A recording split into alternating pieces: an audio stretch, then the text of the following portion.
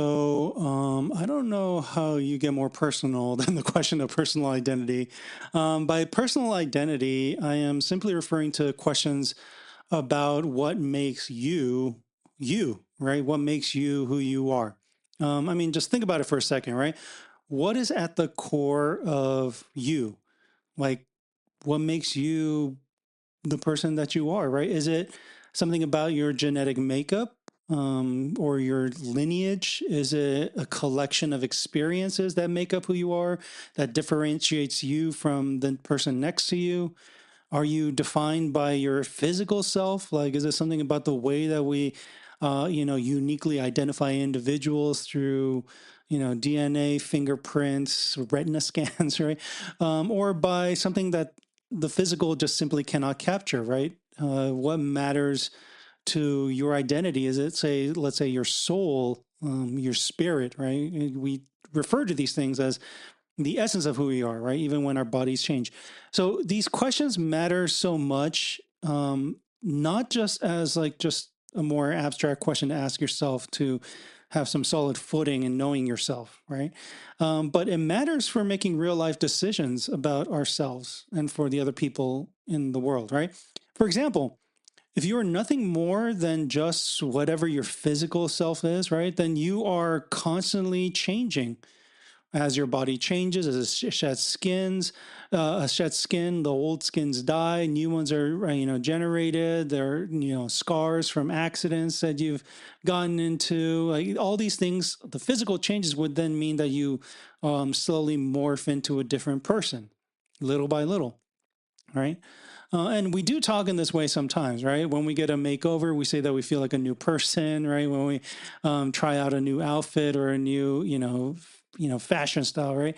But there's a difference between feeling new in this sense, which I imagine people are just saying that they feel refreshed or good or something else, right?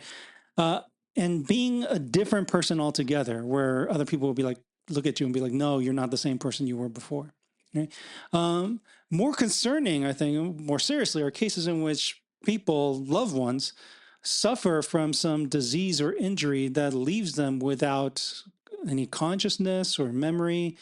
Their bodies might be the same, more or less, but their minds are gone. The personalities, the memories, the many aspects of them that we have, uh, you know, developed a relationship with, all that when they're gone, we genuinely ask a much deeper sense of, in a much deeper way, right? We ask whether or not this is still the same person, right?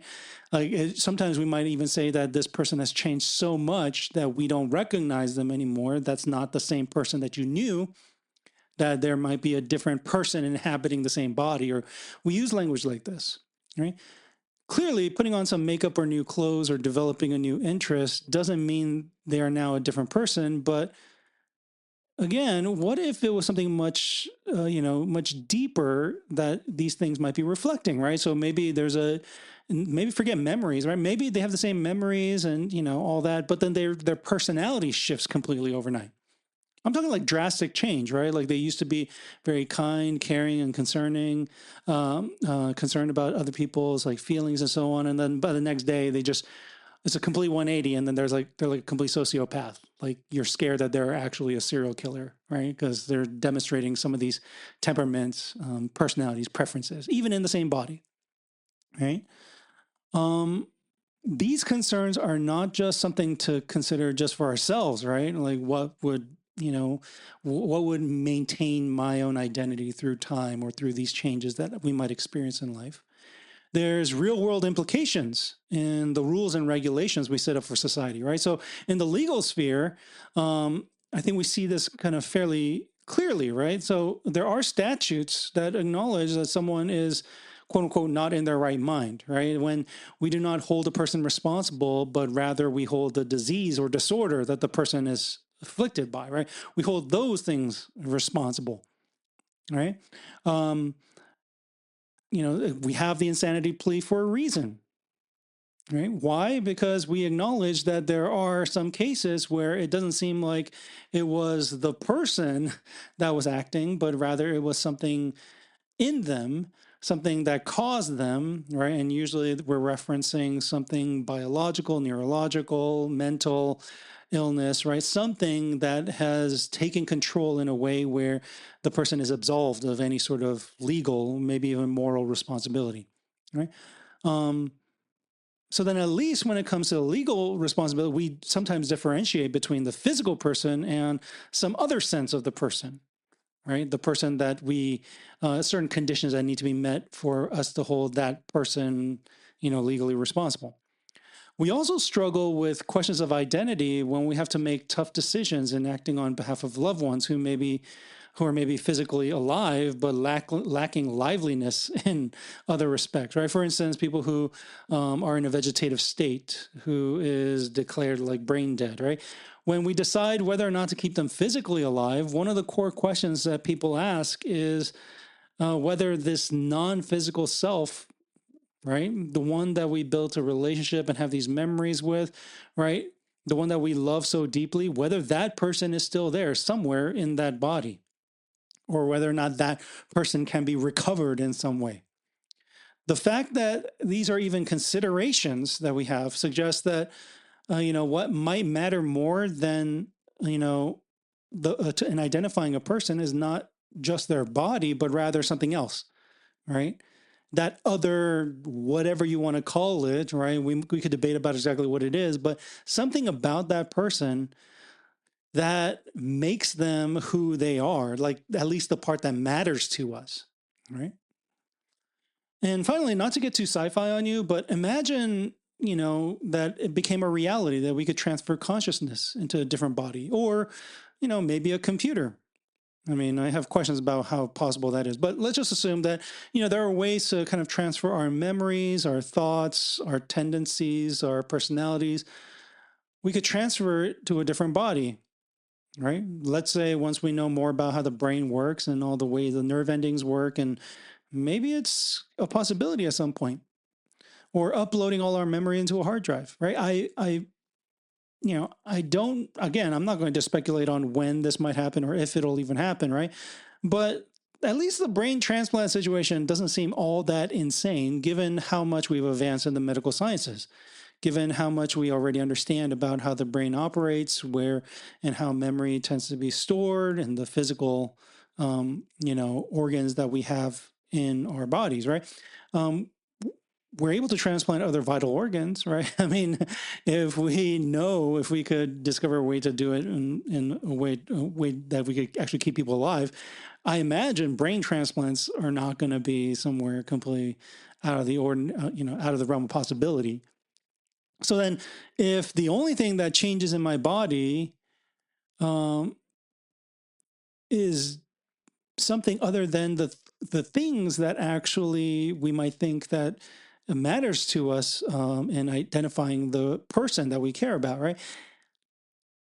How is this supposed to work, right? How are we supposed to understand who or whether or not I maintain my identity through these sorts of transplants, right?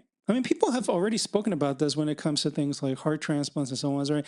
Like that somehow in receiving an organ from somebody else, they feel like somebody else has entered into them. And they're not just talking like metaphorically, it's almost like the memories of that person in those organs have been transplanted into them as well, right?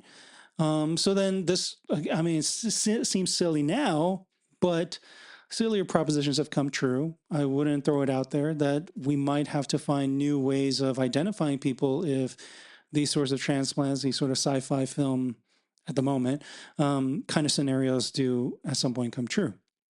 Look, the point is this: whether or not you spend time thinking about these questions, the reality is that the question of personal identity is impacting your life in some way.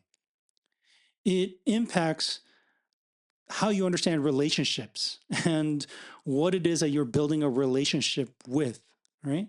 It might also explain one of the reasons you might decide to end the relationship, right? I mean, this is not an uncommon thing for people to say, right? Where they say that, the other person that they've been in a relationship with for so long, they started becoming different, right? They moved in a different direction, found new passions, or found a new group of friends, or as a result, they've started changing in the way that their personality, or all these. And then we often say this, right? That you and that person maybe grew apart, and that because that person has changed in ways that you weren't necessarily expecting, you feel more like strangers than friends or as a romantic partner, and as a result, you change the nature of your relationships. When you have to decide what to do with your loved one who now has, let's say, severe dementia, you will be wondering whether or not this person is the person that you knew for so long, right? There will come a day, right, when you're going to have to make these. I mean, hopefully we find treatment for these things so that you don't have to face such a difficult decision. But this is a decision that many people face in their day-to-day life in caring for the people that they love.